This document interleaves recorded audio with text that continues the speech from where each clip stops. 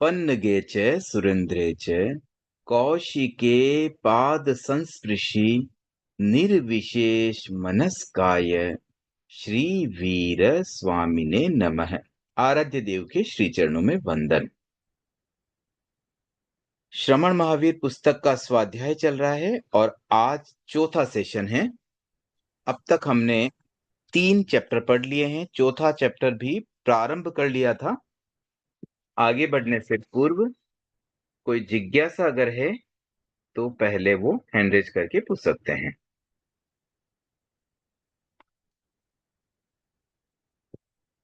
हाँ श्वेता जी।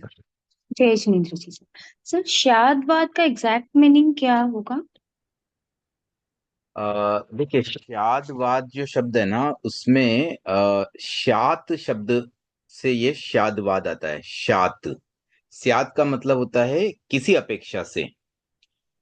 तो जैसे कोई बात किसी अपेक्षा से कही जाती है तो वह शादवाद में आ जाता है। ठीक है। मतलब जैसे सबकी थिंकिंग अलग होगी, सपोज इसका ये एग्जांपल हो सकता है क्या? जैसे किसी ने बोला कि ये पानी का ग्लास आधा खाली है और किसी ने बोला ये पानी का ग्लास आधा भरा हुआ है, इस टाइप से या हाँ, कैसे? ये भी हम कह सकते हैं क्योंकि दोनों ही बातें सही है। किसी ने भरे हुए की अपेक्षा से कह दिया, किसी ने खाली की अपेक्षा से कह दिया। और ऐसे और भी बहुत बातें इसमें आ सकती है। जहां कोई कंडीशन जुड़ती है ना, तो उस कंडीशन के आधार पर फिर अलग अलग रिजल्ट आ सकते हैं। जैसे मान लीजिए कोई बिल्डिंग है, वो फ्रंट से रेड कलर की है और बैक साइड से ब्लू कलर की है। अब कोई इसको देख के कहे रेड कलर की बिल्डिंग है, तो वो रेड कलर की बिल्डिंग कहना गलत है। वो उसके साथ अपेक्षा ये जोड़नी पड़ेगी कि सामने से देखने पर रेड कलर की बिल्डिंग दिखाई दे रही है। तो अपेक्षा से है, क्योंकि पीछे खड़े व्यक्ति को तो ब्लू कलर दिख रहा है, तो वहां फिर डिस्प्यूट हो जाएगा कि नहीं, मैं आंखों से देख रहा हूँ, सामने ब्लू दिख रहा है, वो बोले मैं भी आंखों से देख रहा हूँ। तो यहाँ अपेक्षा जब जुड़ जाती है कि भाई इस एंगल से, इस व्यू से, तो जो व्यू पॉइंट होता है ना, एंगल बोल दो, व्यू पॉइंट बोल दो, बस उस आधार पर वही अपेक्षा का रूप ले लेती है। Thank you.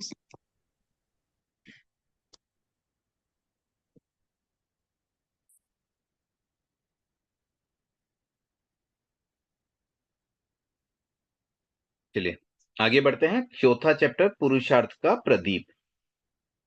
इसमें हमने प्रारंभ कुछ कर दिया था कि जीवन का उद्देश्य क्या है, और फिर उसमें एक पहले तो सामयिक उद्देश्य बताया गया कि भाई जिसका जो रुचि हो उसके अनुसार वो उद्देश्य होता है, बट वो टेम्परेरी था। और उसके बाद बात आई कि भाई परमानेंट उद्देश्य क्या है। तो परमानेंट उद्देश्य सामने आया, स्वतंत्रता। तो स्वतंत्रता अगर उद्देश्य है तो उससे पाने का रास्ता भी उसके अकॉर्डिंगली ही करना होगा। तो यहाँ पर अब एक घटना आती है कि जैसे महावीर ने अभिनिष्क्रमण किया, वैसे ही राम ने भी वनवास, जब उन्हें वनवास मिला अपने पिता से, तो वो भी मानो महल से निकले। तो दोनों के लिए सेम बात है, दोनों महलों में रहते थे, दोनों ने अभिनिष्क्रमण किया। अब देखिए यहाँ दोनों को एक कंपैरिजन करते हुए बताया गया है, क्योंकि भारतीय संस्कृति में राम का भी, भगवान राम का भी बड़ा महत्व रहा है। और भगवान महावीर का भी महत्व, भले वो जैन संप्रदाय में ही है, लेकिन उसका भी एक महत्व है। तो दोनों में कंपैरिजन यहाँ पर इस रूप में दिया कि निकले दोनों ही, दोनों ने अभिनिष्क्रमण किया। लेकिन अब इसमें कुछ अंतर भी हैं, और उस अंतरों के आधार पर राम को तो कर्मवीर कहा गया और महावीर को धर्मवीर कहा गया। क्यों कर्मवीर और क्यों धर्मवीर? क्योंकि जब राम निकले तो उनके साथ में लक्ष्मण और सीता, और साथ ही धनुष भी था। जबकि महावीर तो खाली हाथ थे। उनके पास तो मानो जो धनुष, कह दें तो वो धनुष तो हो गया मानो बाहरी एक अस्त्र। और महावीर के पास भी शत्रुओं से लड़ने के लिए अस्त्र तो थे, लेकिन वो आंतरिक अस्त्र थे। तो वो आंतरिक अस्त्रों के साथ निकले, ये बाह्य अस्त्रों के साथ निकले। और दोनों का काफी कुछ एक सिमिलरिटी यहाँ पर प्रस्तुत कर दी गई, क्योंकि भारतीय संस्कृति में दोनों का एक महत्व है।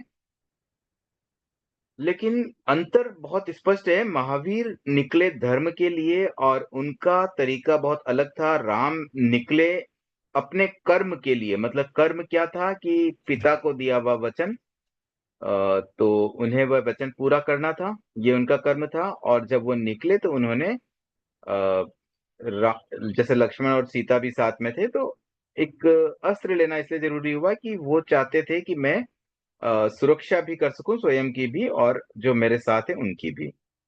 महावीर को भी सुरक्षा करनी थी, लेकिन उनके लिए सुरक्षा आंतरिक सुरक्षा थी कि आत्मा सुरक्षित रहे, आत्मा कर्मों से और ग्रसित न हो। तो काफी कुछ उसमें सिमिलरिटी यहाँ पर प्रस्तुत की गई है। अब आगे एक घटना आती है, ये संभवतया स्टार्टिंग की ही घटना है। तो यहाँ पर एक बात आई है, दीक्षा स्वीकार के प्रथम दिन वे उपवासी थे और आज दीक्षा के प्रथम दिन भी वे उपवासी थे।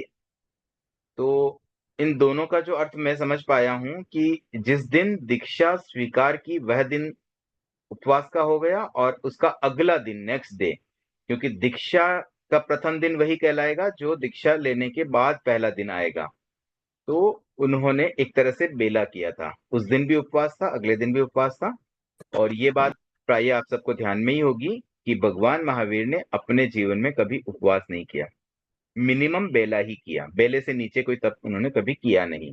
मैक्सिमम 6 मासी तब तक था। बट तो इस तरह से ये दोनों दिन उपवास वाली बात आई है। अब आगे एक घटना इस तरह से घटती है कि वो अभिनिष्क्रमण कर जंगल में चले गए और वहां पर ध्यान में लीन हो गए। अब जब वो ध्यान कर रहे हैं तब उस समय एक घटना ऐसे घटती है कि एक ग्वाला जो अपने बेलों के साथ गांव जा रहा था, तो उसे लगा कि गांव में तो मेरा कुछ पर्सनल काम है, फिर से बेलों को तो लाना ही पड़ेगा। तो उन्हें इतना चलाना, इससे अच्छा मैं इन्हें यहीं छोड़ दूं और वापस आते समय रिटर्न में मैं उनको साथ में ले लूंगा। तो यह सोच करके ग्वाले ने बेलों को वहीं छोड़ दिया। वह अपने घर गया, घर में अपना जो काम था करके पुनः रिटर्न आया, तो रिटर्न में देखता है कि वहां पर बेल नहीं है। तो जब बेल नहीं है तो ग्वाले का सीधा प्रश्न महावीर से हुआ कि वो वही वहां खड़े हुए थे, उस समय भी थे और अभी भी है। उनसे प्रश्न पूछा गया कि मेरे बेल कहाँ हैं।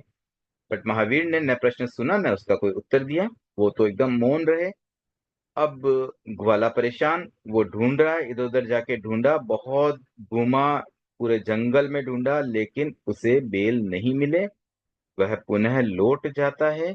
रात होने वाली थी, घर चला जाता है, वापस जब मॉर्निंग में आता है तो देखता है कि बेल तो वहीं महावीर के आसपास थे। तो इस घटना से उसे लगा कि ये मेरे बेल हड़पने का प्लान कर रहा था, और ऐसा सोच करके उन्होंने महावीर पर अटैक किया। अब उसी समय बाय चांस जो उनके बड़े भाई नंदीवर्धन, जो अब राजा बन चुके थे, उनका वहां से गुजरना हुआ। उन्होंने देखा तो ग्वाले को परिचय दिया कि ये तो मेरा छोटा भाई है, तुम ऐसा बिहेवियर उसके साथ कैसे कर सकते हो। तो ग्वाले को थोड़ा पछतावा भी हुआ और वह वहां से चला गया सॉरी बोलकर। अब नंदीवर्धन के मन में आया कि इस तरह से तो कोई भी कुछ भी करेगा तो मेरे भाई पर अत्याचार न हो, उन्हें कष्ट न हो। तो उसके लिए उन्होंने भगवान को, मतलब अपने भाई को निवेदन किया कि आप मुझे अनुमति दे, परमिशन दे, तो मैं अपने कुछ सैनिक आपके साथ छोड़ दूं। कम से कम सैनिक रहेंगे, आप अपनी साधना करता रहना, वो आपकी सुरक्षा करते रहेंगे। तब भगवान ने गंभीर होकर के जो बात कही वह बहुत ही मार्मिक बात है।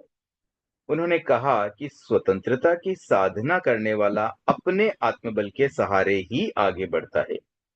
अगर डिपेंडेंसी रहेगी तो फिर इंडिपेंडेंस कैसे मिलेगा। कितनी एक सूक्ष्म बात हो गई कि जब हम चाहते हैं इंडिपेंडेंट होना और हम उसके लिए भी किसी पर डिपेंड हो जाए, कि जैसे सुरक्षा के लिए सैनिकों पर डिपेंड हो गए, तो फिर सच्ची इंडिपेंडेंस तो मिल ही नहीं पाएगी। इसलिए उनका ये कथन बहुत ही महत्वपूर्ण बन गया कि स्वतंत्रता की साधना करने वाला अपने आत्मबल के सहारे ही आगे बढ़ता है। वो किसी और के सहारे अगर आगे बढ़ेगा तो फिर उसकी स्वतंत्रता कहाँ रही। तो इस घटना में दो बातें सामने आई। एक तो है स्वावलंबन की बात और दूसरी पुरुषार्थ की बात, कि हम कोई कार्य स्वयं करें, स्वावलंबी बने, हम किसी पर डिपेंड क्यों रहे। और दूसरा पुरुषार्थ, तो अगर काम हम करेंगे तो हमारा ही पुरुषार्थ इसमें काम करेगा। तो ये दो आ, बातें यहाँ पर मानो इस घटना से समझ में आती हैं। और उसके बाद एक बात और यहाँ पर आई है कि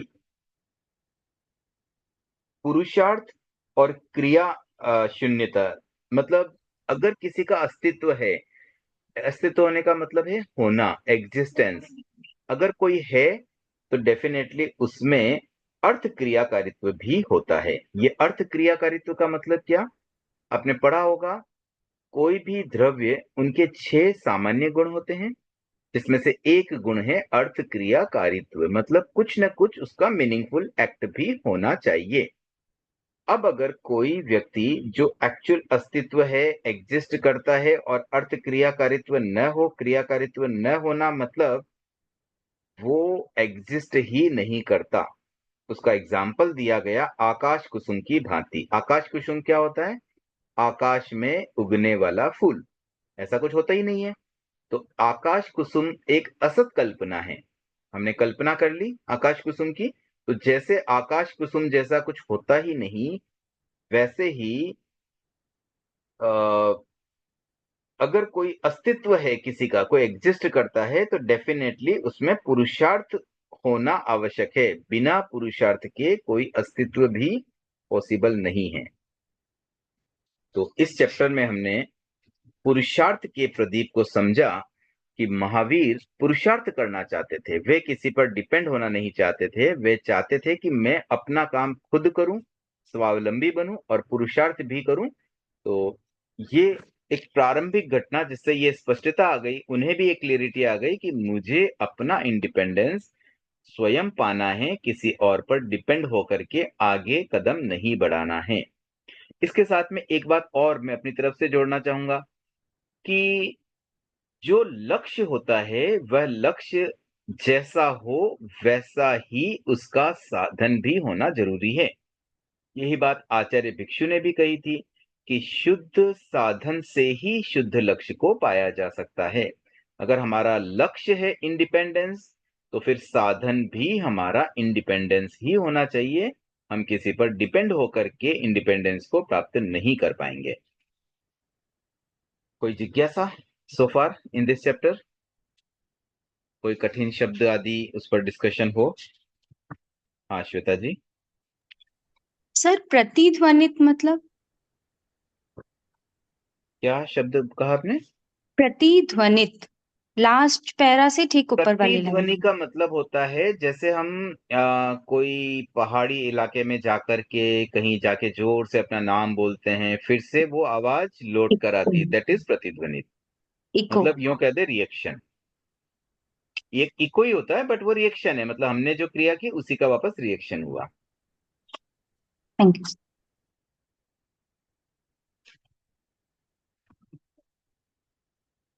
अब आगे अच्छा जिज्ञासा और है सुषमा जी। सर क्रियाकारित्व। क्रियाकारित्व का मतलब होता है कुछ एक्ट करना, कोई काम करने का भाव, कुछ क्रिया होना चाहिए, मतलब क्रिया होनी चाहिए। तो अगर कोई एग्जिस्ट करता है तो वह कुछ ना कुछ एक्ट जरूर करेगा, कोई भी एकदम मीनिंगफुल एक्ट। आइडल नहीं हो सकता। Meaningful act. इसमें अर्थ शब्द नहीं आया है, इसलिए हम केवल एक्ट ही बोलेंगे। मीनिंगफुल एक्ट होता अर्थ क्रियाकारित्व के लिए। यहाँ जो शब्द आया है क्रियाकारित्व, मतलब एक्ट होना। एक्ट होना। धीरेन्द्र जी। जय जिनेन्द्र सर। सर मैं ये पूछ रहा था, अभी निष्क्रमण है तो राम थे, कर्मवीर थे, महावीर थे, धर्मवीर थे, तो दोनों का ही मोक्ष हुआ। तो राम ने शस्त्र भी उठे और भी उठे, तो उनके कर्मों का कैसे हुआ फिर? कर्मों की निर्जरा कैसे हुई? चारों कर्मों को किया, फिर चारों को और किया, मोक्ष देखिए में ही है राम राम तो ने अभी। भी, जैसा भगवान महावीर ने अभिनिष्क्रमण किया वैसा अभिनिष्क्रमण भगवान राम ने भी किया, लेकिन वो बाद में किया था। अभी फिलहाल ये जो अभिनिष्क्रमण था ना, वनवास वाला, हम्म। वो तो हम्म। मानो एक दायित्व निर्वहन के रूप में ही उन्होंने किया था। मतलब बाद में उन्होंने भी दीक्षा भी ली, और मोक्ष जाने से पूर्व जो भी चीजें होती है वो सब उनके साथ भी हुई थी, लेकिन वो लेटर स्टेज थी, लाइफ की बहुत बाद की बात है ये। जो प्रारंभिक रूप से जब वनवास गए तब उस समय वो दीक्षा नहीं ली उन्होंने, अभिनिष्क्रमण उस रूप में नहीं किया कि 5 महाव्रत स्वीकार करके या पापकारी प्रवृत्ति का त्याग करके, उस रूप में वो समय नहीं था। तो यहाँ जो कंपैरिजन था वो इनिशियल था कि भाई प्राइमरी रूप से जब महल को छोड़कर बाहर निकले उस समय की स्थिति यहाँ पर वर्णित की गई है। बाद में बने थे क्या साधु बन के? हाँ, बाद में लास्ट में साधु भी बनते हैं, और कोई भी मोक्ष जो जाता है ना वो साधु बनकर ही हम्म, मोक्ष जाता है। भले वो द्रव्य रूप से दीक्षा ले पाए या न ले पाए, लेकिन साधुत्व आए बिना कोई मोक्ष जा ही नहीं सकता। ठीक है सर, थैंक यू।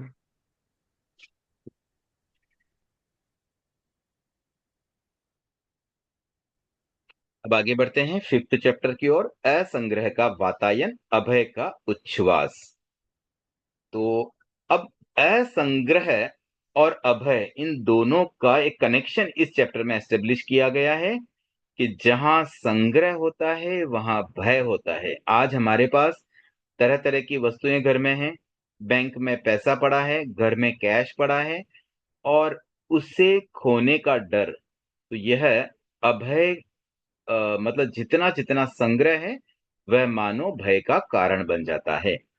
तो जहां असंग्रह का वातायन बनेगा वहीं अभय का उच्छ्वास होगा, मतलब अभय की श्वास ली जा सकेगी।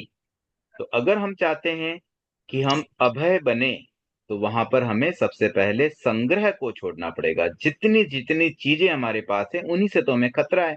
अगर कुछ किसी के पास कुछ है ही नहीं तो फिर डरे क्यों? खोने का डर तो उसे ही होगा जिसके पास कुछ हो। कई बार ऐसे हो जाता है कि भी मेरे पास तो कुछ है ही नहीं तो मैं क्या खो दूंगा, तो फिर उससे डर भी निकल जाता है। आज मानो कोई व्यक्ति जिसके पास बहुत पैसा है उससे चोरी का डर है, कोई लूट लेगा उसका डर है। जिसके पास कुछ है ही नहीं वो क्या डरेगा? कोई लुटेरा आ भी गया तो मुझसे क्या ले लेगा, मेरे पास कुछ है ही नहीं तो। आज जैसे हमारे संत होते हैं, वो संग्रह नहीं रखते हैं, यानी कि न उनके पास सोना चांदी है न पैसे है। अब मान लो उनको रास्ते में डाकू भी मिल गए तो क्या ले लेंगे? ज्यादा से ज्यादा पात्रे ले जाएंगे, और क्या कर लेंगे? तो उन्हें नेचुरली डर भी कम होता है। जिसके पास ज्यादा धन होगा वह नेचुरली डर डर के जाएगा। आज हम कभी मानो ट्रेन में भी यात्रा कर रहे हैं और हमारे पास सफिशिएंट गोल्ड कैश आदि पड़ा हो, तो रात भर हम सो नहीं पाते डर के मारे कि कोई हमारे सूटकेस लेके न चला जाए। और अगर किसी के पास कुछ खास सामान न हो, कपड़े आदि सामान्य सामग्री हो, तो निश्चिंत होकर सोचा है ले भी जाएंगे तो कोई बात नहीं, नया खरीद लेंगे, व्हाट इज बिग डील। तो यही बात इस चैप्टर में बताई गई है। तो अब हम प्रारंभ करते हैं। तो सबसे पहले तो अगेन आचार्य महाप्रज्ञ जी की अपनी एक शैली है, स्टार्ट कुछ अलग ही तरीके से होती है। यहां पर उन्होंने बात की है कि एक दिन में सूक्ष्म लोक में विहार कर रहा था। अब ये सूक्ष्म लोक का विहार का मतलब क्या है, इससे हमें क्या भाव लेना है?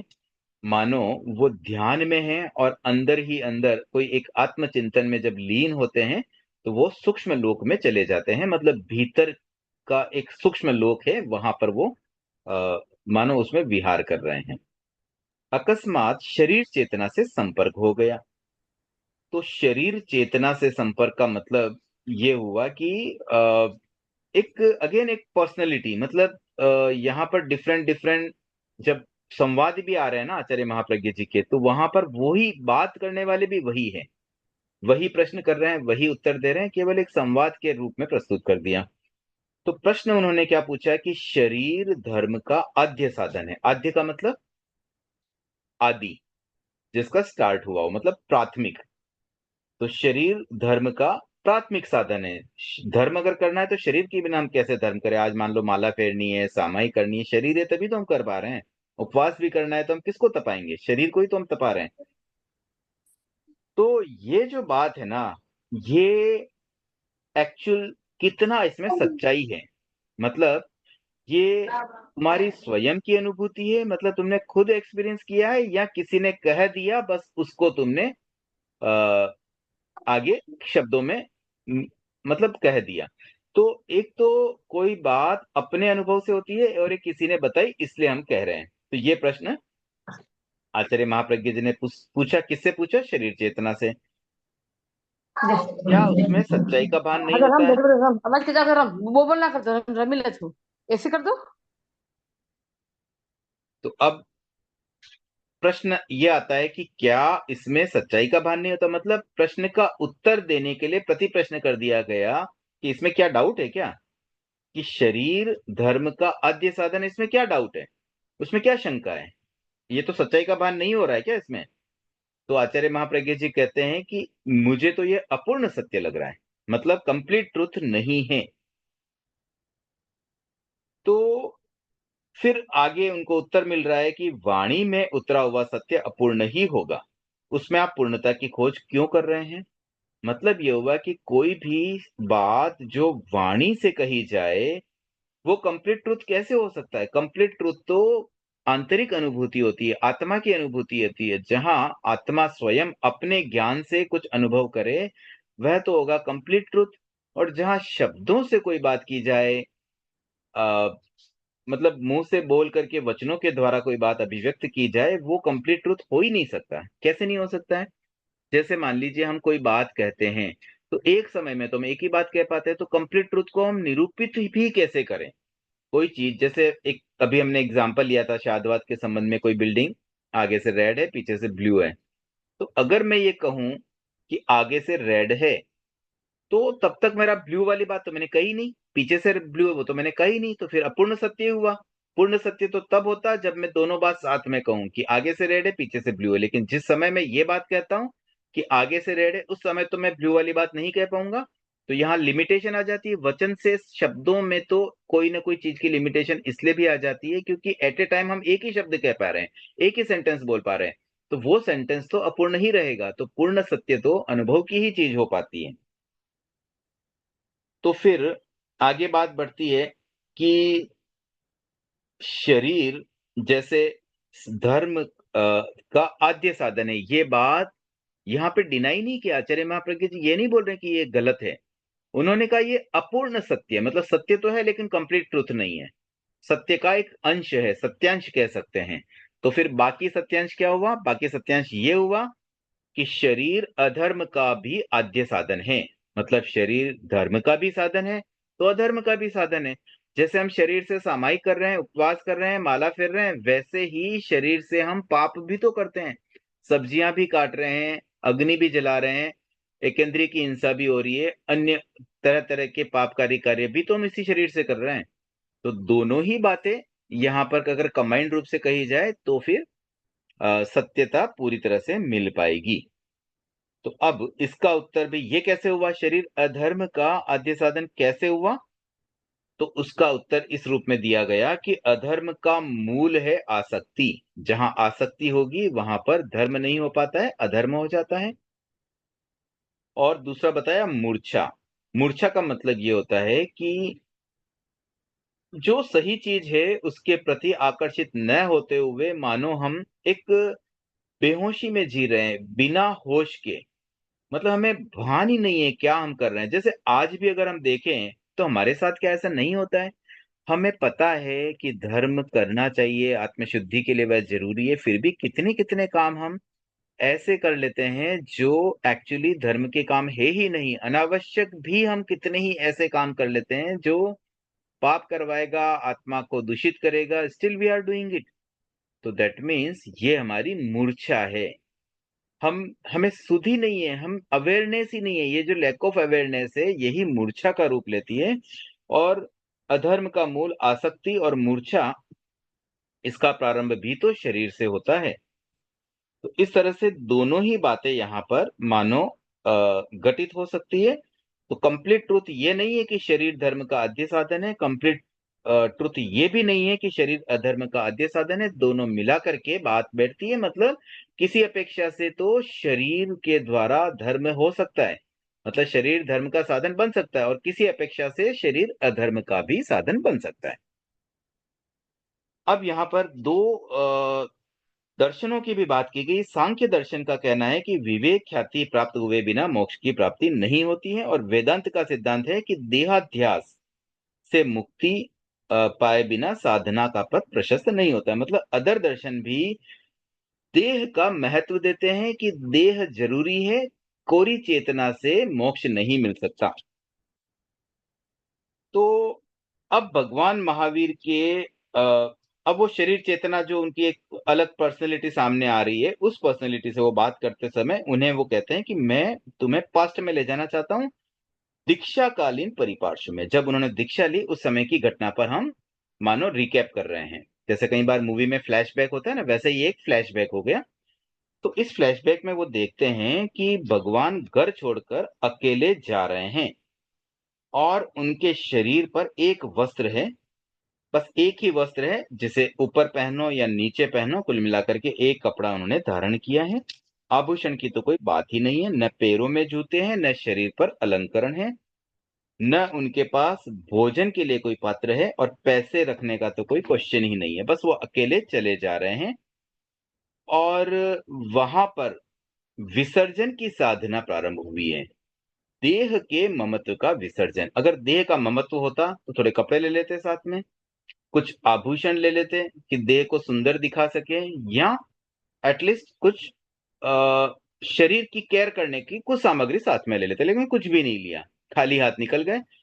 तो वहां पर उन्होंने मानो देह के ममत्व का विसर्जन किया कि ये शरीर मेरा है। इस भावना को जो छोड़ पाएगा वही शरीर की केयर किया बिना रह पाएगा। आज हम डे टू डे लाइफ में कितना शरीर की केयर करते हैं, उठने से लेकर सोने तक कई बार हम अपनी शरीर की केयर करते हैं। बाल ठीक से नहीं बने हुए हैं, उसको सही कर दो, पसीना आ गया, कपड़े से पोंछ करके वापस चेहरे को थोड़ा सा एक अच्छी पोजीशन में ले आते हैं। तो ये सारी जो चीजें हम देह के लिए कर रहे हैं, वो भगवान महावीर ने तो सब कुछ छोड़ दिया। देह के प्रति जो ममत्व था उसका पूरी तरह से विसर्जन कर दिया, और साथ ही साथ संस्कारों का विसर्जन, विचारों का विसर्जन और उपकरणों का भी विसर्जन। तो इस बात से ये समझ में आ रहा है कि शरीर धर्म का आद्य साधन है, और शरीर है तभी वह धर्म हो पा रहा है, क्योंकि शरीर तो वो साथ में लेके चले। कपड़े नहीं लिए और कोई विशेष सामग्री नहीं, लेकिन शरीर तो साथ में था। तो यहां पर वो बात मानो दोनों की मैच हो रही है कि हाँ, शरीर तो धर्म का आद्य साधन है। भगवान ने देखो, शरीर को तो वो साथ में लेके चले, लेकिन उसके साथ केवल एक देवदुष्य, दैट मीन्स न तो, अब यहाँ पे एक लाइन आ रही है कि न भगवान उसका परिक्रम कर रहे हैं और न ही वह उनकी शोभा बढ़ा रहा है। मतलब कपड़ा ले तो लिया, लेकिन कोई वहां भी कोई विशेष प्रयोजन जैसा नहीं लगता है, क्योंकि न तो वो उस कपड़े की परवाह कर रहे हैं, न उस कपड़े की केयर कर रहे हैं। परिक्रम का मतलब होता है केयर करना, और न ही वह कपड़ा उनकी शोभा बढ़ा रहा है। इसको थोड़ा सा स्टाइलिश तरीके से बांध देते, पहन लेते, तो शायद थोड़ा उनका रूप अच्छा भी दिखता, लेकिन बस ऐसे ही डाल दिया कंधे पर। अब इसी कपड़े से लेकर जो दिव्य दुष्य था, उसी की एक घटना यहाँ पर आगे आती है। उससे पूर्व लीला जी धाकड़, आपने हैंड रेज किया है, अनम्यूट करें अपने आप को और जिज्ञासा रखें। जय जी नेत्र। इसमें ये जो शब्द आए हैं संस्कारों का विसर्जन, इसका क्या अर्थ होगा सर? देखो, संस्कारों का मतलब होता है जो कर्म हमारे साथ आत्मा के साथ चिपके हुए हैं, उनके प्रति भी उनकी अनासक्ति है। मतलब मुझे वो कर्म नहीं चाहिए, वो उसका विसर्जन कर रहे हैं। तो संस्कार शब्द से अर्थ जो कर्म हमारे साथ आ जाते हैं ना, आत्मा के साथ चिपके हुए कर्म, उनसे हम समझ सकते हैं। अच्छा, जैसे हम पेरेंट्स लोग बच्चों को देते हैं वो संस्कार नहीं, नहीं है? यहाँ पे वो संस्कार की बात नहीं है। संस्कार शब्द टेक्निकली देखिए, वैसे तो वो संस्कार भी का अर्थ तो उसी रूप में आता है। कैसे दोनों मैच होते हैं कि जो चीज हमें कहीं से प्राप्त होती है वो होते हैं संस्कार। तो जैसे पेरेंट्स ने बच्चों को कुछ सिखाया तो वो उन्हें कुछ नया प्राप्त हो गया, तो वो संस्कार हो गए। इसी प्रकार से आत्मा के साथ जो कर्म चिपके हुए, वो मानो हमें ऐसे के ऐसे मिल गए। पिछले भाव के कर्म थे, इस भाव में हमें ऐसे ही मिल गए, तो ये हो गए हमारे लिए संस्कार। तो दोनों के लिए संस्कार शब्द आता है, लेकिन यहाँ संस्कार का अर्थ हमें अ, आत्मा के साथ चिपके हुए कर्मों से लेना होगा। ओके मतलब सर, वो थैंक ये यू। चाह रहे थे, भगवान महावीर संस्कारों का विसर्जन इस रूप में कर रहे हैं कि मुझे जो कर्म मेरे साथ आए हुए हैं, अब वो जिस रूप में फल देंगे ना, मुझे उसको पुरुषार्थ से अब बदलना है। तो जो कर्मों को बदलने की बात है, कर्मों की 10 अवस्थाओं में होता है ना बदलने के लिए, अपवर्तन, उद्वर्तन, संक्रमण आदि आदि, उदीर्णा। तो उनसे हम कैसे उन्हें भी, जो बंधे हुए कर्म हैं, उनसे भी मुक्ति पा सकते हैं। तो वैसे ही कुछ उनके मन में भी ये था कि भाई जो कर्म मेरे साथ आए हैं मैं उसके अकॉर्डिंगली नहीं जीऊंगा, मैं तो अपनी स्वतंत्रता से जीऊंगा, मतलब कर्मों पे भी वो डिपेंड नहीं है। इस रूप में संस्कारों का विसर्जन है। ठीक है, आगे बढ़ते हैं। तो इस घटना में ये जो दिव्य दुष्य, जिस जो शब्द आया है, कपड़ा जो उनके बॉडी पर डाला हुआ था, तो एक घटना हुई थी बंद दूसरे करो वर्ष में, सेकेंड ईयर का पहला ही रोनू, महीना था, मतलब साल भर तो वो वो कपड़ा क्लास उनके पास बंद नहीं हो रहा। रही है, मैं बंद करना चाह रही हूँ, कैसे करूँ रे? है रोना? उसके बाद एक कोई छोटी सी घटना ऐसी घटी, जहां पर वो कहीं जा रहे थे और वो कपड़ा कांटों में उलझ जाता है। तो उन्होंने तो मुड़ के भी नहीं देखा, कांटों में उलझ गया, कपड़ा वहीं रह गया, वो आगे बढ़ गए, एक कदम भी रुके नहीं। मानो उन्हें कोई परवाह ही नहीं थी कि अरे मेरा कपड़ा, मेरा तो कुछ है ही नहीं, तो मुझे क्या परवाह, मेरा कपड़ा था या जो भी था, जब मेरा ही नहीं तो मैं उसकी क्यों केयर करूं, और मैं क्यों पीछे मुड़ करके उसे वापस पाने की भी कोशिश करूं। इस तरह से उनके शरीर से वह कपड़ा भी फिर हमेशा के लिए चला जाता है।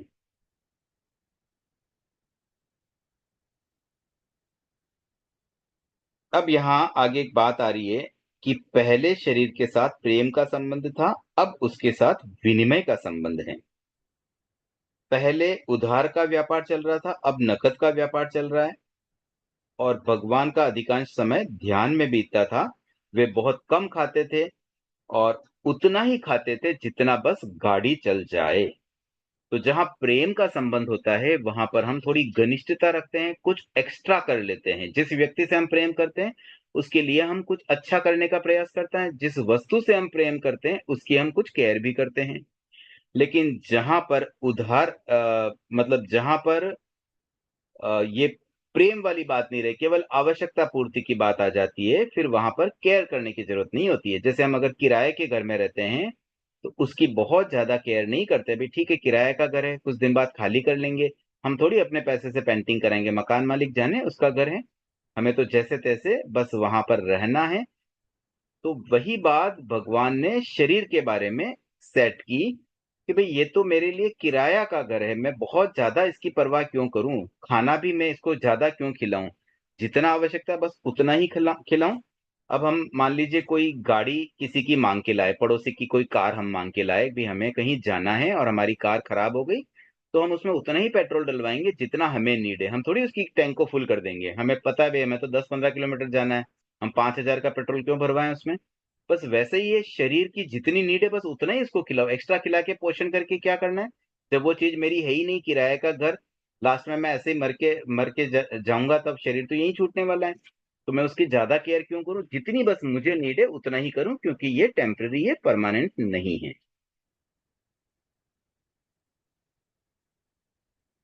आगे इसमें आता है कि शरीर के साथ उनके संबंध बहुत स्वस्थ थे।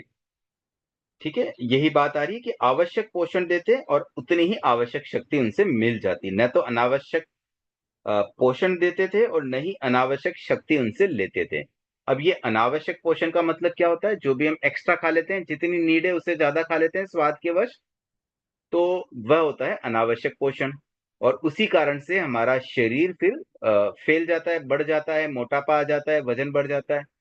अगर कोई आदमी नॉर्मल पोषण करे, मतलब मान लीजिए 50 kg वेट है और उतना ही खाएं हम जितना हमें नीड है, तो कभी हमारा वजन एक्स्ट्रा बढ़ेगा नहीं।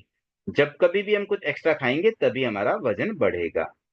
अब जैसे कई व्यक्ति जो वर्षी तप करते हैं ना, मुझे लगता है मानो वो बहुत ही एक सिस्टम है उनका भी, कि शरीर को जरूरत नहीं है दोनों टाइम दोनों दिन खिलाने की, तो चलो एक दिन खिलाएंगे एक दिन हम नहीं खिलाएंगे, तो भी गाड़ी आराम से चलती है। कितने कितने लोग जो वर्षी तप करते हैं, आराम से उनकी गाड़ी चलती है। और इनफैक्ट मुझे तो ऐसा लगता है कि वर्षी तप करने वाले व्यक्ति अधिक स्वस्थ भी रहते हैं और उनमें एनर्जी लेवल भी हाई रहता है, क्योंकि ज्यादा खाते हैं, आलस्य आता है, साधना कम हो जाती है, काम नहीं कर पाते हैं, तो ये भी एक मानो अल्प आहार करना भी साधना के लिए बहुत ही आवश्यक है। दूसरी बात यहाँ पे आई है अनावश्यक शक्ति। तो ये अनावश्यक शक्ति, शरीर क्या अनावश्यक शक्ति दे देगा? अभी इसको खिलाया और वो शक्ति दे रहा है तो ठीक है ना, शक्ति तो जितनी मिले उतना अच्छा ही है। अब यहाँ अनावश्यक शक्ति से मतलब ये होता है, तीन बातें यहाँ आई है, विकारक, उत्तेजक और उन्मादक। मतलब ज्यादा शरीर में शक्ति हुई तो विकार पैदा हो जाएंगे, उत्तेजना बढ़ जाएगी, आदमी ज्यादा गुस्सा भी कर सकता है। तो ये सारी चीजें भी अनावश्यक हम क्यों करें? हमें जितनी शक्ति चाहिए बस उतनी ही शक्ति हमें मिले और उतना ही हम आहार उस शरीर को दें। तो ये संबंध तो हो गए मानो स्वस्थ संबंध, healthy relation with our body. अब अगर हम शरीर को हेल्दी, मतलब हेल्दी रिलेशन तभी होगी जितना चाहिए उतना दिया, बिना मतलब एक्स्ट्रा भी नहीं देना और एक्स्ट्रा भी नहीं लेना है। अब अगर कोई व्यक्ति मानो कोई खाने में गया, जिमने में गया, ज्यादा खा लिया, तो वो हेल्दी रिलेशन नहीं है शरीर के साथ, उसके साथ उसने नाइंसाफी कर ली है और फिर शरीर भी उस व्यक्ति के साथ फिर नाइंसाफी करेगा, वह उसे बहुत ट्रबल करेगा, ज्यादा खा करके फिर उसका जी मचलेगा और परेशानियां होगी। तो ये एक बहुत सुंदर अभिव्यक्ति यहाँ दी कि शरीर के साथ भगवान महावीर का स्वस्थ संबंध था। ये हमारे लिए भी एक बहुत बड़ी प्रेरणा हो सकती है कि हम आहार को किस रूप में लेते हैं, शरीर को चलाने के लिए आहार करते हैं या आहार खाने के लिए बस शरीर का उपयोग करते हैं। तो एक तो होता है कि भाई जीवन चलाने के लिए हम खाते हैं और एक खाने के लिए मानो जीते हैं। अब आगे बढ़ते हैं। उनका कोई घर नहीं था तो उन्होंने सोचा क्या करूं मैं, तो कोई भी जगह, अब देखिए आजकल तो ऐसी खाली जगह कम मिलती है प्राय, लेकिन 2500 साल पहले तो ऐसी बहुत निर्जन जगह मिल जाती थी। तो शून्य ग्रह जहाँ कोई नहीं रहता है, खाली पड़ी हुई जगह, खंडहर जगह, देवालय, मतलब ऐसे ऐसे मंदिर आदि होते हैं जहाँ कोई रहता नहीं विशेष, उद्यान, कोई गार्डन खाली पड़ा हुआ, या अरण्य यानी कि जंगल। तो ऐसी ऐसी जो निर्जन जगह थी जहां कोई आता जाता नहीं, वहां पर सामान्यतः वो अपना आवास बना लेते और कभी कभी तो वो शमशान में भी रह लेते थे। ऐसे ही घूमते घूमते एक जगह वो पहुंचे और वहां पर कुछ तापस रहते थे। तापस मतलब जैसे हम जैन धर्म में साधु होते हैं ना, वैसे ही अन्य संप्रदाय के जो अभिनिष्क्रमित व्यक्ति होते हैं, जो अभिनिष्क्रमण कर लेते हैं, घर छोड़ लेते हैं, संन्यास ले लेते हैं और तपस्या करते हैं, लेकिन वास्तव में वो जैन साधु नहीं होते हैं। तो ऐसे तापस वो महाव्रतों का पालन नहीं करते, मतलब पापकारी प्रवृत्तियों का वो त्याग तो नहीं करते, लेकिन फिर भी अभिनिष्क्रमण कर लेते हैं और तपस्या आदि करते हैं, इसलिए उनको तापस कहा जाता है।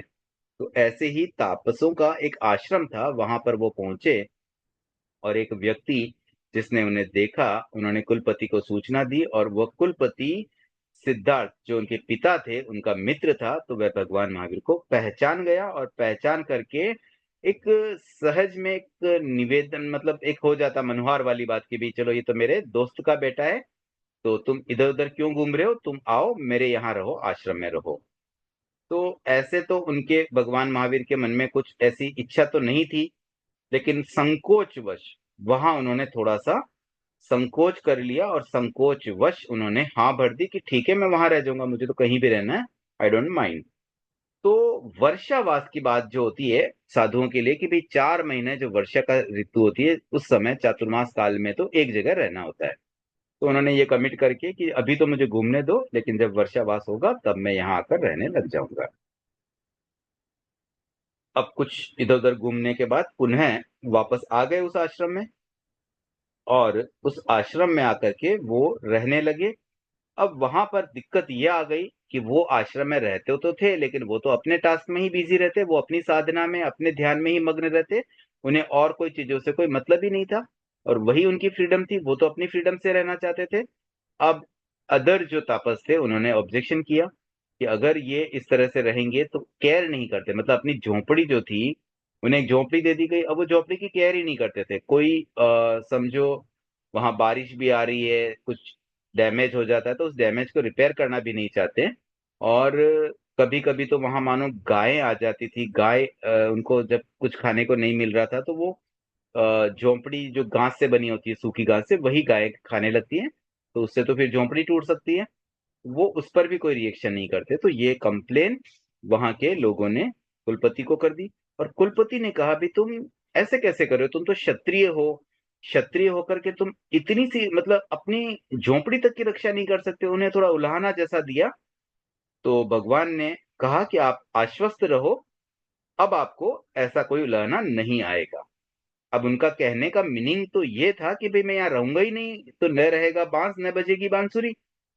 तो ये उद्देश्य से उन्होंने ये बात कह दी। कुलपति ने तो सोचा चलो समझ गए हैं, अब वो अपनी झोपड़ी की केयर कर लेंगे। लेकिन महावीर ने तो बस वहां से प्रस्थान ही कर लिया कि मैं यहाँ रहूंगा तो इन लोगों को अच्छा नहीं लग रहा है, क्योंकि मैं उतनी केयर कर नहीं पाता हूँ। आई वॉन्ट फ्रीडम, मुझे ये सब में टाइम वेस्ट नहीं करना है, मुझे तो अपने ध्यान अपनी साधना करनी है, सत्य की खोज करनी, तो मैं अपना मैक्सिमम टाइम उन्हीं कामों में देना चाहता हूँ। तो उन्होंने वहां से जाना निर्णित निर्णित किया और निर्णय लेकर के वहां से उन्होंने प्रस्थान कर लिया। अब वो प्रस्थान करके शूलपाणी यक्ष के मंदिर में पहुंच जाते हैं। और इसके साथ साथ उन्होंने वहां पर कुछ संकल्प कर लिए।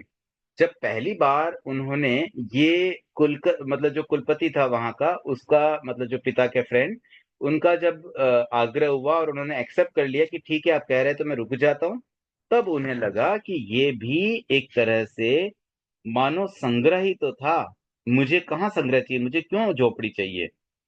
तो जैसे ही उन्होंने उस झोपड़ी को छोड़ा, वो हेडक खत्म हो गया। उन्हें अब कोई मतलब डर नहीं था। नहीं तो ये डर कि भाई मैं अगर वहां रहूंगा तो फिर कोई कंप्लेन करेगा, फिर मुझे वहां केयर करनी पड़ेगी। तो जितना जितना व्यक्ति असंग्रह की तरफ बढ़ता है, वैसे वैसे अभय भी प्राप्त हो जाता है, डर खत्म हो जाता है। तो उन्होंने सोचा मैं अब कुछ संकल्प कर लूं ताकि आगे की लाइफ में भी मैं इस तरह से मुझ में ये जो मतलब एक बार कोई घटना घट गई तो वापस वैसी ही परिस्थितियां फिर से मेरी लाइफ में न आए। तो उस उद्देश्य से 5 संकल्प किए। पहला संकल्प था मैं अप्रीतिकर स्थान में नहीं रहूंगा। मतलब जहां पर भी कुछ ठीक नहीं लग रहा है वो जगह रहने की आवश्यकता नहीं है, क्योंकि मुझे तो इंडिपेंडेंस चाहिए। दूसरा है मैं प्रायः ध्यान में लीन रहूंगा, प्रायः मौन रखूंगा। और चौथा हाथ में भोजन करूंगा। और पांचवा था गृहस्थों का अभिवादन नहीं करूंगा। तो इन 5 संकल्पों के साथ उन्होंने वहां से प्रस्थान किया और अस्तिक ग्राम में शूलपाणी यक्ष के मंदिर में पहुंच गए। तो इस तरह से ये 5वां चैप्टर हमारा कंप्लीट होता है। कोई जिज्ञासा इन दिस चैप्टर? ठीक है, आगे बढ़ते हैं। छठा चैप्टर, भय की तमिश्रा अभय का आलोक। हाँ चंद्रकला जी। जय जिनेन्द्र सर। मेरा मेरी एक जिज्ञासा है कि वातायन का क्या अर्थ होता है, और एक और जिज्ञासा है।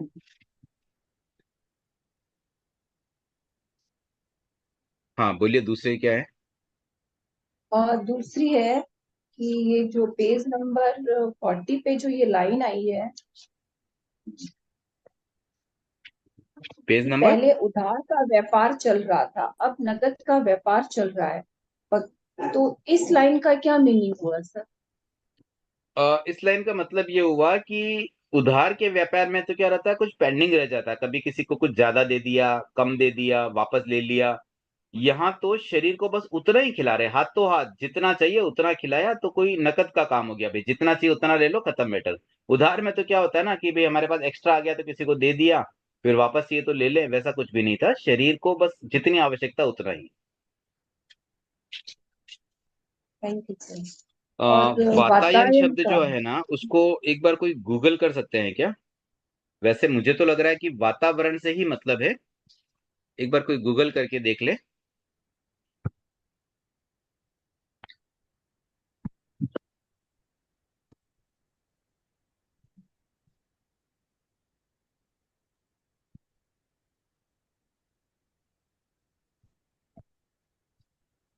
सर वातायन का अर्थ झरोखा होता है सर। हाँ सर। खिड़की शायद। झरोखा होता है वैसे तो सर। झरोका खिड़की सेम मीनिंग है। हाँ ओके, जैसे तो वातावरण को मतलब पाने का एक जरिया, ये हो गया वातायन। तो अब थैंक यू यहाँ सर। पर जो असंग्रह का वातायन है, इसका मतलब ये होगा कि हमें असंग्रह की स्टेज को अचीव करने के लिए क्या करना होगा? अभय का उच्छ्वास। इस तरह से हम इसको समझ सकते हैं। थैंक यू ठीक है, और कोई जिज्ञासा चंद्रकला जी? नहीं। ठीक है, आगे बढ़ते हैं। छठा चैप्टर। समय तो है, अभी थोड़ा शुरू तो कर ही लेते हैं। बड़ा चैप्टर है, पूरा तो नहीं हो पाएगा, बट कोशिश करते हैं जितना हो जाए। तो भय की तमिश्रा, तमिश्रा शब्द का अर्थ होता है अंधेरा। अंधेरा भी जो घोर अंधेरा होता है उसको बोलते हैं तमिश्रा। तम शब्द का मतलब अंधेरा ही होता है, तमिश्रा का मतलब अंधेरे का भी एक भयानक रूप। तो भय की तमिश्रा और अभय का आलोक दोनों अपोजिट वर्ड हो गए। कि भय की तो है, भय का तो अंधेरा है, और अभय का आलोक मतलब प्रकाश है। तो भय एक्चुअली अंधेरे का प्रतीक है, और अभय जो है ना वो उजाले का प्रतीक है, ऐसा भी हम समझ सकते हैं। अब यहाँ पर 3 घटनाएं इस चैप्टर में आती हैं। भगवान महावीर के जीवन की 3 ऐसी घटनाएं जब उन्होंने भय को छोड़ करके अभय का साथ दिया, मतलब वो डरे नहीं। ऐसी 3 घटनाएं जिसमें वो डरे नहीं। पहली घटना तो शूलपाणी यक्ष के मंदिर की आती है, जो हमने लास्ट चैप्टर में जहां छोड़ा था कि भाई वो शूलपाणी यक्ष के मंदिर में पहुंचे। अब वहां जब वो पहुंचते हैं तो वहां का पुजारी, दिन में तो पुजारी भी रहते थे, मनुष्य भी रहते थे, रात को बस वो स्थान खाली करना जरूरी था। तो उन्होंने कहा भाई तुम यहाँ मत रुको, ये स्थल अच्छा नहीं है, यहाँ तो बहुत खतरा है। और वह जो शूलपाणी यक्ष है बहुत क्रूर है, जो आदमी रात को यहाँ ठहरता है वह प्रातः मरा हुआ मिलता है। तुम्हें सारी बातें बता दी जा रही है, उसके बाद भी अगर तुम नहीं समझोगे तो अपनी जान से हाथ धो बैठोगे। भगवान महावीर ने तो जैसे ही ये बात सुनी बड़े खुश हो गए, मानो उनको एक अपॉर्चुनिटी मिल गई। अब ये अपॉर्चुनिटी किस रूप में कौन लेता है ना, ये भी अगेन एक सोच का परिणाम है। हम कैसे किस चीज को सोचें। जब जीवन में बहुत सारी घटनाएं हमारी घटती है ना, तो हम उस घटना को किस रूप में ले। कुछ व्यक्ति उसको नेगेटिव ले लेते हैं, हमारे साथ कोई गलत हो रहा हमने नेगेटिव ले लिया, देखो उसने हमारे साथ गलत किया। और कुछ व्यक्ति उसे पॉजिटिव भी ले पाते हैं। ये बहुत बड़ी एक प्रेरणा हमारे लिए बन सकती है। एक छोटा सा एक मैं एग्जांपल देना चाहूंगा। एक व्यक्ति जिन्होंने वसीयत लिखी, उनके 2 पुत्र थे, और उस व्यक्ति ने वसीयत में दोनों पुत्रों को एक जैसा नहीं दिया। एक पुत्र को तो मानो, एक एग्जांपल लेते हैं, मानो उनके पास 5 करोड़ थे, तो एक पुत्र को तो मानो 4.5 करोड़ दे दिए, दूसरे को केवल 50 लाख दिए। अब नेचुरली जिस पुत्र को कम मिलेगा उसके मन में क्या भावना आनी चाहिए, नेगेटिव भाव ही आएंगे कि देखो मेरे पिताजी ने पक्षपात किया, मेरे भाई को तो उन्होंने ज्यादा अमाउंट दे दिया, मेरे लिए तो उन्होंने बहुत कम छोड़ा। तो ये एक नेचुरल चीज है, हम सामान्यतया इसी तरीके से सोचते हैं, ये हमारा थिंकिंग प्रोसेस होता है। अब अगर इसे कोई पॉजिटिव लेना चाहे, तो वो जो भाई, जो पुत्र जिसको कम मिला था, वो बहुत पॉजिटिव विचार वाला था, उसके मन में ये भावना आई कि देखो मेरे पिताजी मेरे लिए कितना अच्छा सोचते हैं।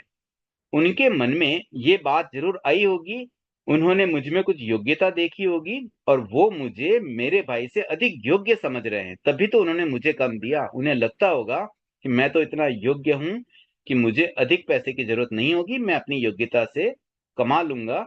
लेकिन भाई को उन्होंने कुछ कम योग्य समझा। तो ये बात अगर इस तरीके से, इस एंगल से सोची जाए, तो ये बात मानो पॉजिटिव बन जाएगी। वह तो प्रसन्न हो रहा है कि देखो मेरे पिताजी ने मेरे बारे में कितना अच्छा सोचा, उन्होंने मेरी योग्यता को पहचाना और मुझे उस लायक समझा, तभी तो उन्होंने मुझे कम दिया। अब बात वही घटना छोटी सी है, लेकिन उसमें जब हम सोचने का नजरिया बदलते हैं, तो जैसे ही हमारा नजरिया बदलता है, मानो ये संसार ही बदल जाता है। जो चीजें हमें नेगेटिव लग रही थी वह पॉजिटिव बन जाती हैं। अब भगवान महावीर का जो नजरिया बदला, उन्होंने उस घटना से उसको पॉजिटिव लिया कि अच्छा ऐसी बात है, तो ये तो मेरे लिए बहुत अच्छी अपॉर्चुनिटी की बात हो गई है। कैसे अपॉर्चुनिटी हुई कि मैं तो आया ही अपने कर्मों को क्षय करने के लिए। अगर कष्ट आएंगे तो मेरे कर्म जल्दी क्षय होंगे। तो उन्होंने सोचा कि आने दो कष्ट, नो प्रॉब्लम, मुझे तो डरना नहीं है, मुझे तो इस भय को ही तो समाप्त करना है। और भय समाप्त कब होगा, जब मुझे कोई अपॉर्चुनिटी मिले। अब कोई व्यक्ति मानो छिपकली से डरता है, अब वो छिपकली आए तभी तो पता चले कि हाँ मैं उससे डर रहा हूं। अब वो जिंदगी में कभी छिपकली के पास जाए नहीं, कभी उसने छिपकली देखी ही नहीं, तो फिर उस भय का क्या मतलब हुआ।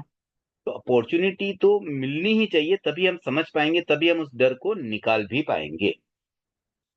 तो उन्होंने निर्णय ले लिया कि मैं तो वहीं रुकूंगा, और उन्होंने बिना जवाब तलब के बस वहां रुक गए। अब महावीर तो यक्ष के मंदिर में ध्यानलीन होकर खड़े हैं, और समय बीतता है। जैसे जैसे समय बीता, दिन बीत गया, रात आई। तो रात की श्यामलता, श्यामलता का मतलब डार्कनेस, नीरवता, नीरवता का मतलब साइलेंस, चुप्पी, सन्नाटा, और उनके मन की एकाग्रता, ये तीनों ही गहरी होती गई। मतलब जैसे जैसे वो ध्यान में हैं तो उनकी तो एकाग्रता और सधती जा रही है, इधर अंधेरा बढ़ रहा है, इधर सन्नाटा बढ़ रहा है।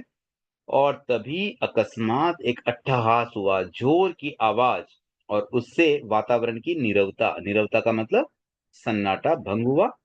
जो चुप्पी थी, जो साइलेंस था, वो समाप्त हुआ। और इतना जोर का अट्टहास था कि पूरा मानो जंगल ही कांप उठा। वहां जो एनिमल्स थे, पक्षी थे, वो भी मानो कांप गए। और फिर कुछ ही क्षणों में एक हाथी प्रकट हुआ, और उस हाथी ने अपने दांतों से महावीर पर प्रहार किए, पर महावीर बिल्कुल विचलित नहीं हुए। फिर हाथी चला गया, उसकी जगह एक सांप आया, विषधर सर्प, उसने भी भयंकर फुफकार मारी, लेकिन महावीर तो बिल्कुल भी प्रकंपित भी नहीं हुए। अब ये घटना जब घटी तो देखा यक्ष ने कि ये क्या हो रहा है। कुछ सरप्राइज हुआ, उसका आवेश थोड़ा शांत हुआ। अब यहाँ पर ये जो घटना थी, एक्चुअली इस घटना में ऐसे आपने पढ़ा होगा कि बहुत सारे उपसर्ग वहां पर आते हैं, बट यहाँ उस घटना को तो शॉर्ट में बताया, और उसके पीछे की जो फिलोसॉफी थी, या जो भगवान महावीर की मानसिक अवस्था थी, उसका यहाँ पर थोड़ा चित्रण किया गया है। तो आगे उन्होंने जो बात बताई, मैं चाहूंगा थोड़ा सा इसको अगर कोई रीड करे तो हम थोड़ा इसको अच्छे से समझते हैं कि इस घटना से क्या हम समझें। तो जो भी रीड करना चाहते हैं एक बार हैंड रेज कर ले। हाँ, सुषमा जी। सर कहाँ से रीड करूं सर? कहाँ से करूं सर रीड? कौन सा पैराग्राफ? महावीर के जीवन में यह घटना घटित हुई या नहीं, यक्ष ने उन्हें कष्ट दिया या नहीं, इन विकल्पों का समाधान आप मांग सकते हैं यहाँ से।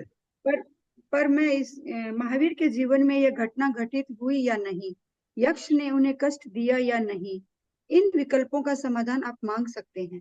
पर मैं इनका क्या समाधान दूं? जिन ग्रंथों के आधार पर मैं इन्हें लिख रहा हूं वे आपके सामने हैं। यदि आप अंतर जगत में मेरे साथ चलें तो मैं इनका समाधान दे सकता हूँ। देखिए, अब यहाँ पर ना, क्या वास्तव में ऐसा हुआ था कि महावीर के साथ ऐसा हुआ कि हाथी ने अटैक किया, सांप ने काटा, और वो प्रकंपित होके खड़े रह सके? क्या इस बात को हम बिलीव करें? ये प्रश्न आया। तो समाधान ये है कि भाई मैं क्या बताऊं, मैंने तो कोई ग्रंथ में पढ़ा है, जिस ग्रंथ के आधार पर मैं ये लिख रहा हूं पुस्तक, बस वो तो आपके भी सामने है। हमने भी ये बात पढ़ी हुई है कि शूलपाणी यक्ष ने उपद्रव किए और उससे उन्हें कष्ट हुआ ही होगा। वो सारी घटना हमने पढ़ी हुई है, बस उस बेसिस पर हम भी बिलीव कर रहे हैं। तो ऐसे तो मैं क्या कहूं, जो वहां पढ़ा, जो ग्रंथों में लिखा, बस उसी को मैंने भी यहां बता दिया गया। लेकिन अब यहाँ आचार्य महाप्रज्ञ जी बड़ी गंभीर बात कहते हैं कि आप चाहो तो मैं आपको अंतर जगत में लेके चलता हूं, मतलब अंदर की दुनिया में मैं लेके चलता हूं, वहां हम इसको थोड़ा सा एनालिसिस करते हैं कि एक्चुअली क्या हुआ। अब हम अंतर जगत थोड़ा के सा सुषमा प्रथम जी लाउडली बोले ना, आवाज थोड़ी स्लो आती है आपकी। अब हम अंतर जगत के आवाज आ रही है सर? थोड़ी आवाज आ लाउड, रही है सर? मतलब आवाज स्लो ही आ रही है आपकी, पता नहीं क्या प्रॉब्लम है, क्योंकि इससे पहले भी क्लासेज में आपने जब जब बोलने का प्रयास किया था, आवाज आपकी थोड़ी स्लो होने मेरी से सर मैं अगर पूरा सुन नहीं पा रहा। कोई और बोलना चाहे तो बोल सकते हैं सर। मेरी स्लो आ रही है ना? कोई बोलना चाहे ठीक है, मैं दूसरा कोई बोल। चंद्रकला जी आपको इनवाइट करूंगा, आप एक बार रीड कर ले बाकी का। लीला जी धाकड़, आप आपने हैंड रेज किया है, आप ठीक है। बोलने के लिए या और कुछ है? पहले चंद्रकला जी एक बार थोड़ा बोल ले, उन्होंने पहले हैंड रेज किया क्या था, बाद में पढ़ने लीला के जी लिए? आपको। हाँ, उसके बाद आपको और ओके कभी सर। अपॉर्चुनिटी मिल सकेगी। ठीक है। अब हम अंतर जगत के प्रथम द्वार में प्रवेश कर रहे हैं। यहाँ विचार ही विचार है। अभी हम प्रवेश कर ही रहे हैं, इसलिए हमें इनकी भीड़ का सामना करना होगा। जैसे जैसे हम आगे बढ़ेंगे, इनकी भीड़ कम होती चली जाएगी। दूसरे द्वार के निकट पहुंचते पहुंचते वह समाप्त हो जाएगी। ठीक है, अब अभी हम देखिए दूसरे द्वार यहाँ पर अंतर जगत में जाने की एक प्रोसेस चल रहा है। उस प्रोसेस में सबसे पहले उनका मतलब आचार्य महाप्रज्ञ जी, ये सब आचार्य महाप्रज्ञ जी कर रहे हैं, अंतर जगत की यात्रा वही करवा रहे हैं। तो आचार्य महाप्रज्ञ जी ने कहा कि भाई चलो अंदर जाते हैं। अंदर जाते हैं ना तो सबसे पहले तो विचार ही विचार आते हैं। हम भी कभी ध्यान की दुनिया में अगर आपने किया हो, तो जब हम ध्यान करने लगते हैं ना तो हमें बहुत विचार आते हैं, बहुत तरह की थॉट्स आती रहती है। आंखें बंद होती है और हम एकाग्र होने की कोशिश करते हैं, लेकिन तरह तरह के विचार आते हैं। ऐसे ऐसे विचार आते हैं जो हम चाहते भी नहीं, मतलब हम सोचना नहीं चाह रहे, लेकिन सामने से विचार आते रहते हैं। तो ऐसे ही विचार और विचारों की भीड़, और और अंदर जाना है, और अंदर जाना है, और अंदर जाना है। जाते जाते जाते मानो हमने पहला द्वार से दूसरे द्वार की ओर बढ़े, और जैसे ही हम दूसरे द्वार तक पहुंचेंगे फिर हमारे विचार भी आना धीरे धीरे रुक जाएंगे, पूरी तरह से विचार शून्यता की स्थिति भी आ जाएगी। अब आगे बढ़ते हैं दूसरे द्वार की ओर। अब हम दूसरे द्वार में प्रवेश कर रहे हैं। यहाँ हमें सपनों की संकरी गलियों में से गुजरना होगा। आगे चलकर हम एक राजपथ पर पहुंच जाएंगे। अब देखिए अब इसका हम क्या तीसरे तात्पर्य द्वार हुआ, दूसरे द्वार में क्या प्रोसेस हो रहा है। पहले में तो विचार विचार आ रहे थे, अब विचारों के बाद और जब हम एकाग्रता साधते हैं और डीप जाते हैं, तो इनिशियली तो मानो हमें क्लियर रास्ता नहीं मिल पा रहा है, संकरी गलियों से हमें निकलना पड़ रहा है। लेकिन उसके बाद एकदम क्लियरिटी आ जाती है, रास्ता खुल जाता है, राजमार्ग यानी कि हाईवे जैसा हमें फील होने लगता है। तो ये स्टेप्स है। अब आप इसको यूं समझ लें कि कोई अगर अंतर चेतना को अनुभव करना चाहे तो उसकी यही स्टेप्स हुई कि आप जब ध्यान करें तो शुरू में विचार आएंगे, इग्नोर करें उन्हें, विचार आएंगे, आने दो उनको, आने दो, आने दो, आने दो। उसके बाद जब आप सेकंड लेवल पर पहुंचेंगे तो वहां पर भी आपको अभी लैक ऑफ क्लियरिटी, मतलब एकदम से कोई भी चीजें ट्रांसपेरेंट हो ही नहीं रही है, हम समझ ही नहीं पा रहे हैं क्या चल रहा है। तो वो पतली गलियां मानो हम वहां से निकल रहे हैं, और फिर जब गलियां समाप्त होगी तो राजमार्ग भी आ जाएगा। तो ये हो गया हमारा दूसरा स्टेप ध्यान करने का। अब आगे तो बढ़ते हैं। सर यहाँ संकरी गलियों से क्या समझे? संकरी पतली गलियां। गलियों का मतलब ये हो गया कि एकदम क्लियरिटी नहीं हो पा रही, हम जो पाना चाह रहे हैं ना वो एकदम क्लियर नहीं आ रहा अभी भी। मतलब मानो हम जो क्लियर रास्ता चाहिए ना वो रास्ता हमें अभी अच्छे से नहीं मिल पा रहा है, संकड़े रास्तों में जा रहे हैं, मतलब क्लियरिटी की कमी, लेक ऑफ क्लियरिटी कह सकते हैं। जी। अब हम तीसरे द्वार में प्रवेश कर रहे हैं। ओ, कितनी भयानक घाटियां, कितने बीहड़ जंगल! ये सामने खड़े हैं भूत और प्रेत। ये जंगली जानवर मारने को आ रहे हैं। ये अजगर, ये विषधर और ये बिच्छू।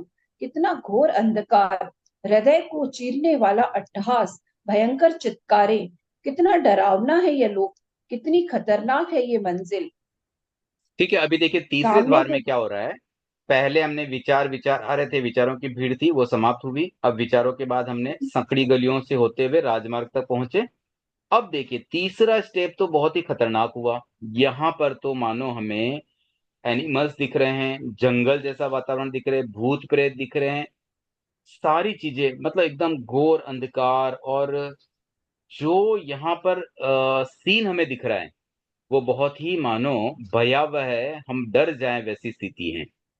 तो इस द्वार का मतलब ये हुआ कि जो हमने पास्ट हमारे संस्कार है, मतलब हमारे जो कर्म हमारे साथ बंधे हुए, उनके रीजंस अब वो हमारे सामने आ रहे हैं। ये कर्म हमारे क्यों बंधे, हमने कुछ तो गलत किया होगा तभी ये कर्म बंधे। तो वो सारी स्थितियां अब हमारे सामने आ रही है तीसरे द्वार में। अब हम आगे बढ़ते हैं चौथे द्वार की ओर। सामने जो दिख रहा है वह चौथा प्रवेश द्वार है। वहां प्रकाश ही प्रकाश है।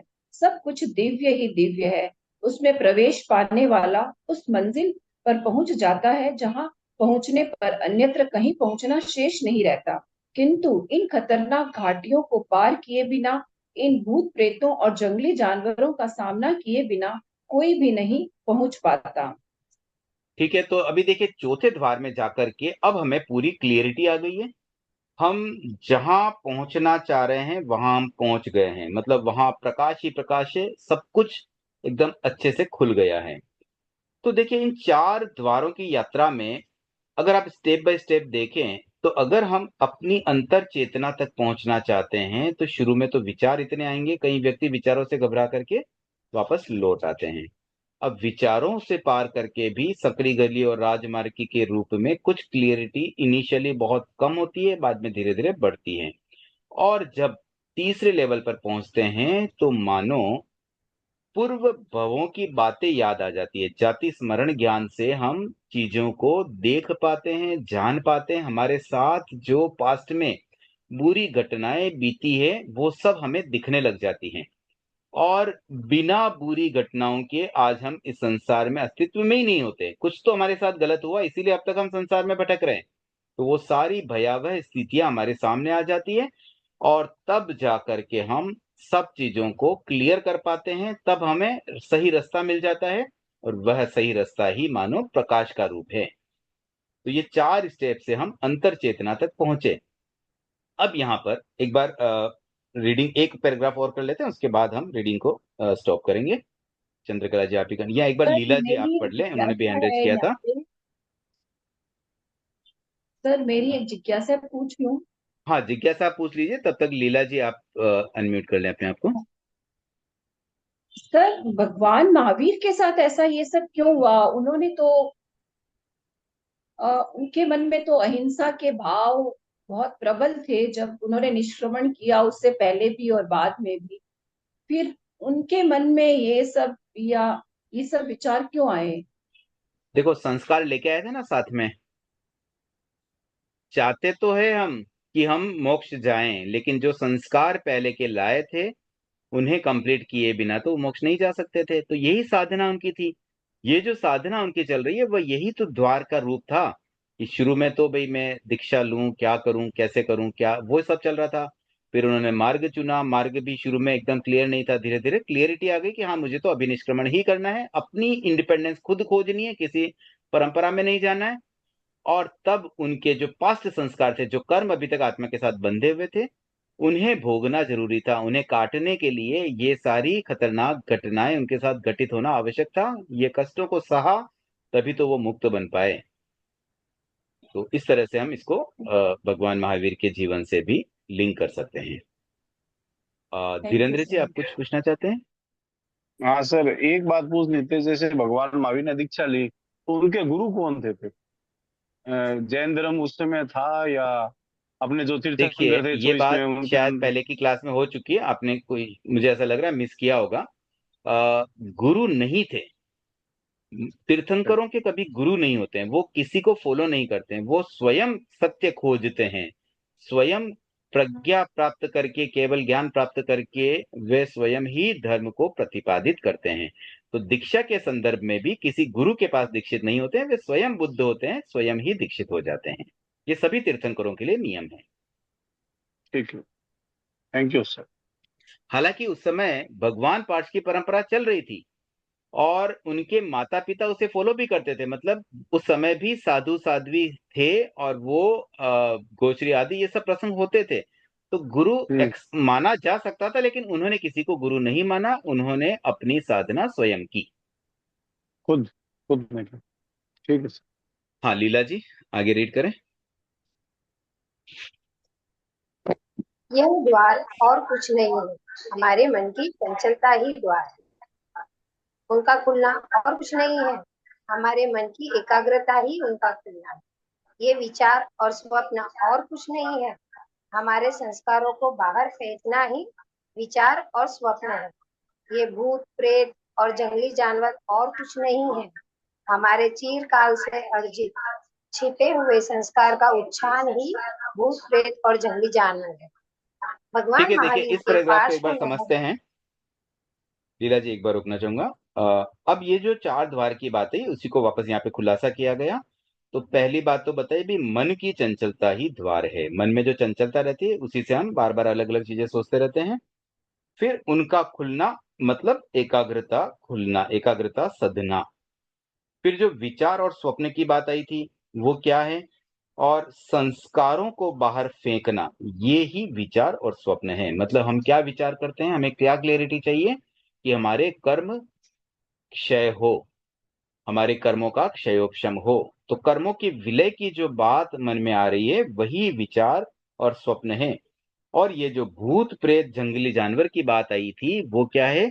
हमारे ही चिरकाल से अर्जित, मतलब पास्ट में जो हमने कर्म बांधे हुए हैं, वे कर्म, संस्कार जब शब्द आता है ना, तो वहां आप उसको सीधा कर्म से लिंक कर देंगे तो जल्दी क्लियरिटी आ जाएगी। तो वे जो छिपे हुए कर्म हैं, उनका उन्मूलन, मतलब उनसे उनसे हमें निजात पाना, उनसे हमें फ्री होना, ये सारी बातें मानो वो भूत प्रेत और जंगली जानवर है। ये कर्म ही मानो भूत प्रेत है, कर्म ही जंगली जानवर है, कर्म ही हमें डरा रहे हैं। ये चीज यहाँ पर हमें उन द्वारों को इस रूप में समझनी है। एक पैराग्राफ और पढ़ लीजिए लीला जी। भगवान महावीर के पार्श्व में होने वाले अट्टहास, हाथी और विषडर उन्हीं के द्वारा प्रताड़ित संस्कारों का प्रतिबिंब है। वे उन खतरनाक घाटियों को एक एक कर पार कर रहे हैं। आत्मदर्शन या सत्य का साक्षात्कार करने से पूर्व प्रत्येक साधक को ये घाटियां पार करनी पड़ती। तो अब देखिए, अगेन मेन बात पे आ गई कि वो जो शूलपाणी यक्ष ने जो उन्हें कष्ट दिए, वो एक्चुअल थे, नहीं थे, कैसे था, क्या था, वो जो बात हमने ग्रंथों में पढ़ी, इसलिए उसकी सच्चाई पे तो हमें विश्वास करने की बात नहीं है। लेकिन अब यहाँ पर उसका एक भाव निकला कि क्योंकि वो संस्कार लेके आए थे और उन्होंने ऐसा विचार बना लिया कि मुझे उन संस्कारों से, उन कर्मों से फ्री होना है, तो ये तो आना ही था। इन कष्टों को सहे बिना कर्म कैसे जड़ते? तो कर्मों को अगर जाड़ना है, कर्मों को हमें आत्मा से अलग करना है, तो फिर कष्टों को तो आमंत्रित करना ही होगा, और जब ये कष्ट आएंगे तभी कर्मों का क्षय हो पाएगा, हमारे निर्जरा हो पाएगी। बस यही भाव यहाँ पर समझाने का प्रयास किया गया कि वास्तव में वहां आए नहीं आए ये प्रश्न की आवश्यकता ही नहीं, क्योंकि भले वो पुरुषार्थी थे, महावीर थे, बट स्टिल जो संस्कार साथ में लेके आए, उनसे फ्री होने के लिए तो ये होना ही था। ठीक है, अब आगे एक बार रीडिंग स्टॉप करवाना चाहूंगा, मैं अब आगे में ही एक्सप्लेन कर दूं। तो इस घटना से जो मेन बात आई कि अब इसके साथ एक भगवान बुद्ध का भी उदाहरण यहाँ पे दिया गया। देखिए, आचार्य महाप्रज्ञा जी ने जगह जगह डिफरेंट डिफरेंट कंपैरिजन भी प्रस्तुत किए। जैसे पास्ट में हमने भगवान राम और उनके अभिनिष्क्रमण की घटना को लिंक करते हुए उसमें कंपैरिजन किया। अब यहाँ पर भगवान बुद्ध की जो बोधि प्राप्ति की बात आती है, उससे यहाँ कंपैरिजन किया गया। तो उन्होंने भी जब बोधि प्राप्त की तो उन्हें भी कष्ट हुए, कष्टों को सहा। मैंने घड़ी देखी नहीं, 10 मिनट ऑलरेडी शायद लेट हो गए हैं। तो एक बार मैं इस घटना के साथ इस बात को कंप्लीट करता हूँ। कभी आप थोड़ा सा मुझे इशारा भी कर सकते हैं, कभी कभी एकाग्रता में हम थोड़ा बह जाते हैं तो विस्मृति हो जाती है। तो क्षमा याचना के साथ मैं अभी फिलहाल इस क्लास को एक बार यहीं समाप्त करने की घोषणा करता हूँ, और सेकंड घटना हम कल के लेसन में, कल के मतलब लेक्चर के साथ में करने का प्रयास करेंगे। तो आज के लिए इतना ही रखते हैं। ओम अरहम।